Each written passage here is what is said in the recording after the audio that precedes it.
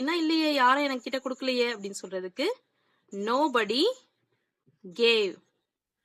nobody gave. இது யாரும் கொடுக்கல அப்படின்றதுக்கு nobody gave. அதை அணை. இப்போ ஏதாவது தேவையில்லாம இப்ப டிவியோ ஃபேனோ ஏதோ ஓடிக்கிட்டு இருக்குது, அப்போ வந்து அதை ஆஃப் பண்ணுங்க அப்படின்னு சொல்றதுக்கு எப்படி இங்கிலீஷ்ல சொல்லலாம்னு பாத்தீங்கன்னா turn it off. turn it off. அதை அணை, அதை ஆஃப் பண்ணு அப்படின்னு சொல்றதுக்கு turn it off அப்படின்னு சொல்லலாம். எனக்கு பசிக்கிறது அப்படின்னு சொல்றதுக்கு I am hungry. I am hungry. எனக்கு பசிக்கிறது அப்படின்றதுக்கு I am hungry.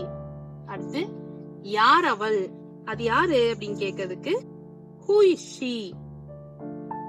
who is she. யார் அவள், who is she.